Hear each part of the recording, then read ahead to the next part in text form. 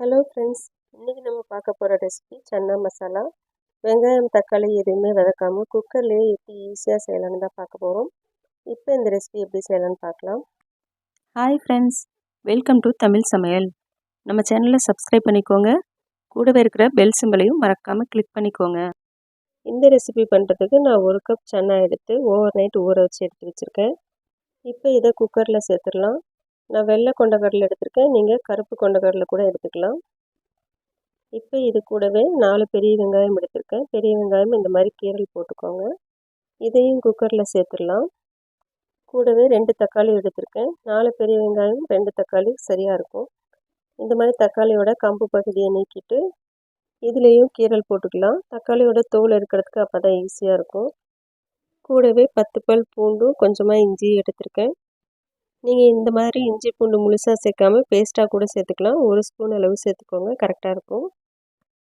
கொஞ்சமாக உப்பு சேர்த்துட்டு சன்னா மூழ்கிற அளவு மட்டும் தண்ணி சேர்த்துக்கோங்க, ரொம்ப சேர்க்க வேண்டாம். இப்போ குக்கர் மூடி போட்டுட்டு 5 விசில் விட்டு எடுத்துக்கலாம். இப்போ பாருங்கள் 5 விசில் வந்தாச்சு, ப்ரெஷரும் தானாக ரிலீஸ் ஆயாச்சு. இப்போ ஓப்பன் பண்ணி பார்க்கலாம். நம்ம சேர்த்த வெங்காயம் தக்காளி சன்னா எல்லாமே நல்லா வெந்து வந்திருக்கு.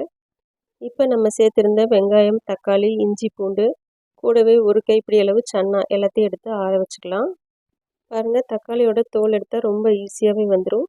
தூளை நீங்கள் சேர்த்து அரைக்கிறதுனால அரைச்சிக்கலாம். நான் இப்படி தனியாக எடுத்துட்டேன். இப்போ இது எல்லாத்தையும் சேர்த்து ஒரு மிக்ஸி ஜாரில் அரைச்சி எடுத்துக்கலாம். இப்போ இந்த மாதிரி ஃபைன் பேஸ்ட்டாக அரைச்சி வச்சுக்கோங்க. இப்போ நம்ம தாளிச்சிக்கலாம். ஒரு கடாயில் 2 டேபிள் ஸ்பூன் எண்ணெய் சேர்த்துட்டு 1/2 டீஸ்பூன் கடுகு சேர்த்துக்கலாம். கடுகு பொரிஞ்சதும் 2 பச்சை மிளகாய் இந்த மாதிரி உடச்சி விட்டு சேர்த்துக்கோங்க. கூடவே கொஞ்சமாக கருவேப்பிலையும் சேர்த்துக்கலாம். 2 பிரிஞ்சி இலையும் சேர்த்துட்டு இதை நல்லா மிக்ஸ் பண்ணிக்கலாம். எல்லாம் நல்லா பொரிஞ்சு வந்ததுக்கப்புறம் நம்ம அரைச்சி வச்ச மசாலா சேர்த்துக்கலாம். மசாலாவை இந்த மாதிரி எண்ணெயில் சேர்த்து வதக்கும்போது ரொம்ப டேஸ்ட்டாக இருக்கும். ட்ரை பண்ணி பாருங்கள். இப்போ இது கூட 1 டேபிள் ஸ்பூன் மிளகாத்தூள் 1 டேபிள் ஸ்பூன் மல்லித்தூள் சேர்த்துக்கலாம். இந்த மிளகாத்தூள் மல்லித்தூள் ரெசிபி எல்லாமே நம்ம சேனலில் ஏற்கனவே அப்லோட் பண்ணியிருக்கோம். லிங்க் நான் டிஸ்கிரிப்ஷனில் கொடுக்குறேன், செக் பண்ணி பாருங்கள். மசாலா சேர்த்ததும் இதை 2-3 நிமிஷத்துக்கு நல்லா எண்ணெயிலேயே வதக்கி விட்டுக்கலாம். பாருங்கள் இந்த மாதிரி நல்லா வதக்கி விட்டதுக்கு அப்புறமா தான் நம்ம தண்ணி சேர்க்கணும். இப்போ நான் மிக்ஸி ஜார்லேயே கொஞ்சம் தண்ணி சேர்த்து அலசிட்டு சேர்த்துக்கிறேன். இப்போ இந்த ஸ்டேஜில் உங்களுக்கு எந்த அளவுக்கு தண்ணி வேணுமோ அந்தளவுக்கு அட்ஜஸ்ட் பண்ணி சேர்த்துக்கோங்க. இது நல்லா கலந்து விட்டதுக்கப்புறம் குக்கரில் வேக வச்ச சன்னாவையும் அந்த தண்ணியோடவே சேர்த்துக்கோங்க.